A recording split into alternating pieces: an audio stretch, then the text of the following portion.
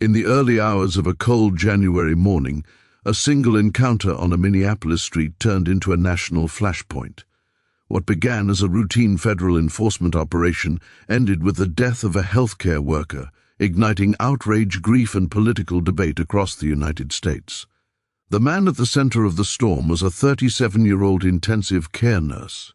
He was unarmed at the moment he was shot. Within hours, his death dominated headlines, prompted protests, and raised urgent questions about federal authority, use of force, and accountability. This is the story of what happened and why it matters. Minneapolis is no stranger to national scrutiny. Over the past decade, the city has repeatedly found itself at the center of conversations about policing, justice, and civil rights. Against that backdrop, federal immigration authorities had recently expanded their presence in the city as part of a broader enforcement push. Federal agents were operating in several neighborhoods, targeting individuals believed to be in violation of immigration laws. These operations were controversial from the start, particularly in communities where residents felt federal enforcement was aggressive and poorly coordinated with local authorities. Tensions were already high when the incident occurred. The man who lost his life was a licensed intensive care nurse. He worked long shifts caring for critically ill patients. Colleagues described him as calm under pressure, compassionate, and deeply committed to his profession. He lived locally, had no serious criminal history, and was known among friends as someone who tried to help others whenever he could. Outside of work, he lived a quiet life and had no known involvement in political activism or protests. On that night, he was simply present, witnessing an unfolding scene on a public street. According to initial federal statements, agents encountered a chaotic situation during an enforcement operation. Officials claimed that an individual approached agents, resisted commands, and posed a threat, prompting officers to use deadly force. However, videos recorded by bystanders painted a very different picture. Footage shows the nurse standing near a confrontation between agents and civilians. At one point, he appears to be holding a cell phone, possibly recording or calling for help. He moves toward a woman who had been sprayed with a chemical irritant and appears to be trying to assist her. Seconds later, multiple agents rush toward him. He's forced to the ground. Within moments, gunshots ring out. The nurse does not appear to be attacking anyone in the footage. No weapon is visible in his hands at the time shots are fired.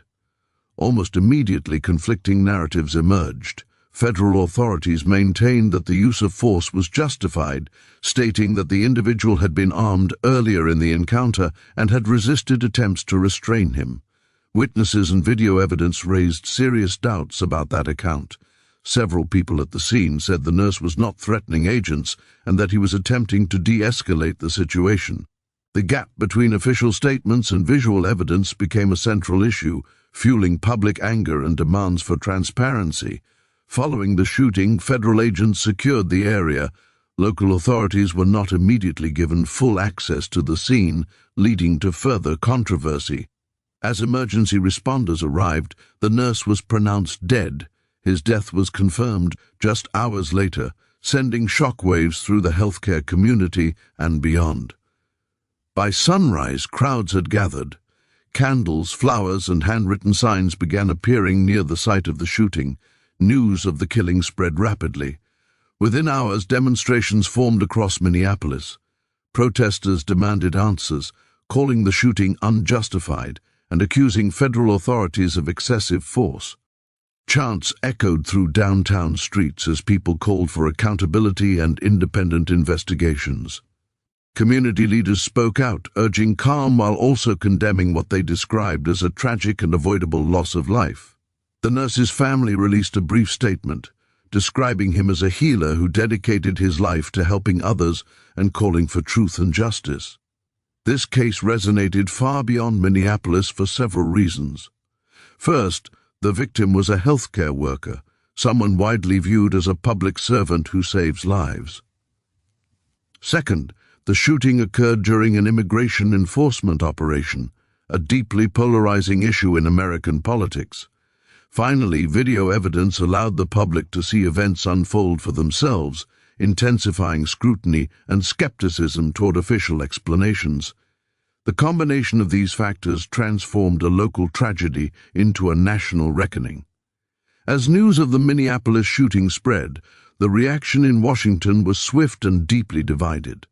Within hours, the incident moved from a local tragedy to a national political issue, drawing responses from lawmakers, federal officials, and civil rights advocates across the country. For many elected leaders, the killing raised immediate concerns about the scope and oversight of federal enforcement operations operating inside American cities. The White House issued an initial statement calling the incident serious and under review, emphasizing that federal agents have the right to protect themselves while also acknowledging the need for transparency. Officials stopped short of defending the shooting outright, instead pledging cooperation with internal investigations. However, critics argued that the statement lacked urgency and failed to address the growing public outrage. As pressure mounted, senior administration officials reiterated that federal agents operate under strict rules of engagement, rules that would now be examined in detail. Members of Congress from both parties weighed in, though reactions varied sharply along ideological lines. Some lawmakers demanded an immediate suspension of the federal operation involved, calling the shooting unacceptable and deeply disturbing. They argued that the killing of an unarmed civilian during an enforcement action represented a failure of command, training, and oversight. Others urged caution, warning against drawing conclusions before investigations were complete. They emphasized the dangers faced by federal agents in volatile situations and stressed the importance of allowing due process to unfold. Despite these differences, one point united lawmakers across the spectrum: the incident could not be ignored. Almost immediately, multiple investigations were announced. Federal agencies launched internal reviews to determine whether policies were followed. At the same time, state authorities sought to conduct independent examinations of the shooting to assess potential criminal or civil violations. Civil rights organizations called for a fully independent inquiry, arguing that internal investigations alone would not restore public trust. Legal experts noted that the outcome of these investigations could have far-reaching consequences, not only for the agents involved, but for how federal enforcement operates nationwide. At the heart of the controversy are several unresolved legal questions. Was the use of deadly force justified under federal guidelines? Did the individual pose an immediate threat at the moment shots were fired? Were de-escalation tactics properly employed? Did federal agents interfere with local or state investigative authority? Each of these questions carries significant legal weight. Prosecutors must determine whether federal law shields agents from liability or whether the facts support criminal charges. Civil lawsuits are also likely, potentially exposing the federal government to substantial legal and financial consequences. Civil rights advocates described the shooting as a dangerous escalation of federal enforcement practices. They warned that aggressive operations in civilian neighborhoods increase the risk of tragic mistakes, especially when agents are operating without clear coordination with local authorities. Several organizations called for reforms, including clearer limits on federal enforcement in cities, mandatory body cameras for all agents, stronger rules governing use of force, greater transparency during investigations. To many activists, the Minneapolis case was not an isolated failure but part of a broader pattern. The shooting also intensified the already heated debate over immigration enforcement. Supporters of tougher enforcement argued that agents face unpredictable threats and must make split-second decisions in dangerous environments. They warned that undermining enforcement efforts could embolden criminal networks. Opponents countered that the incident demonstrated the risks of deploying heavily armed agents into civilian settings. They argued that immigration enforcement should focus on serious criminal threats, not broad street-level operations that place innocent lives at risk. As a result, immigration policy, already a divisive issue, became even more polarized. Perhaps the most lasting impact of the shooting lies in its effect on public trust. For many Americans, the killing raised fundamental questions: who watches the federal government? How much power is too much power? And what happens when enforcement goes wrong? Trust in institutions depends on accountability. Without clear answers, skepticism grows, not just toward federal agencies, but toward government as a whole. This erosion of trust may shape political discourse for years to come. Video evidence played a critical role in shaping public perception. In an era where smartphones are everywhere, official narratives are no longer accepted without question. Visual footage allowed millions of Americans to witness the event themselves, forming opinions independent of official statements. This shift has transformed how incidents like this are judged, not behind closed doors, but in the court of public opinion. As investigations move forward, the Minneapolis shooting is no longer just about what happened on one street. It has become a defining moment, one that could shape federal enforcement practices, political debate, and public trust for years to come. What happens next will matter far beyond this single case. Investigations into the shooting are expected to unfold in phases. First, internal federal reviews will assess whether agents followed official rules of engagement.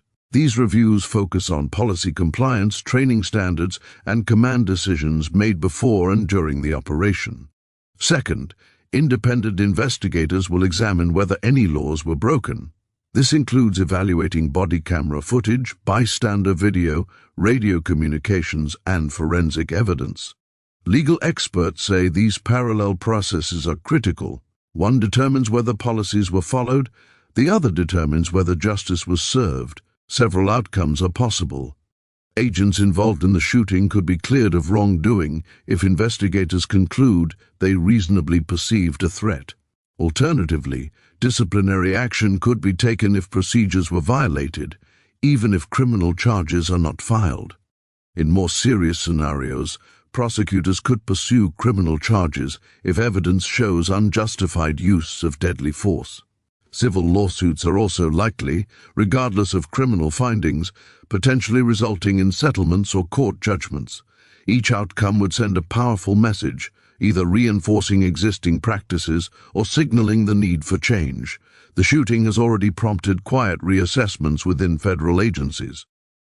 How agents are deployed in urban environments when armed enforcement is appropriate. How crowd interactions are handled, whether operations should be paused when civilians intervene. Some policymakers are calling for limits on federal street-level operations in cities, arguing that such actions carry unacceptable risks. Others warn that scaling back enforcement could undermine national security and immigration law. This tension is likely to shape future policy decisions. One issue receiving renewed attention is training. Critics argue that agents must receive stronger de-escalation training, particularly in situations involving civilians who are not targets of enforcement. Supporters agree that better training can reduce risk, not only to civilians but to agents themselves. The Minneapolis case may become a reference point in future training manuals, cited as an example of how rapidly situations can escalate when communication fails. For many communities, the shooting reinforced existing fears. Immigrant families and minority groups expressed concern that federal enforcement actions can spill into everyday life, affecting people who are not involved in any investigation. Community leaders warned that fear of federal agents could discourage people from seeking help, reporting crimes, or cooperating with authorities. Rebuilding trust in these communities will take time and visible accountability. The nurse's death has taken on symbolic meaning. To some, it represents unchecked federal power. To others, it highlights the dangers law enforcement faces daily. To many Americans, it is a reminder of how quickly life can be lost when systems fail. Symbols matter in politics and public memory. This case is already shaping how Americans talk about authority, safety, and rights. In previous decades, incidents like this might have faded from national attention. Today, digital records ensure they do not. Video clips, interviews, and public statements will continue to circulate, influencing opinion long after investigations conclude. The Internet has become a permanent archive, one that holds institutions accountable in ways never before possible. This reality is forcing governments to adapt to a new level of transparency. Looking ahead, the Minneapolis shooting could lead to policy reforms at the federal level, new oversight mechanisms, revised rules on use of force, greater coordination with local authorities, or it could result in minimal change, reinforcing existing systems. Which path is taken will depend on the findings of investigations and on public pressure. At its core, this story is about power, responsibility, and human life. A nurse went out one night and did not come home. A city was shaken. A nation was forced to confront uncomfortable questions. How the United States answers those questions will define not just this case, but the values it chooses to uphold.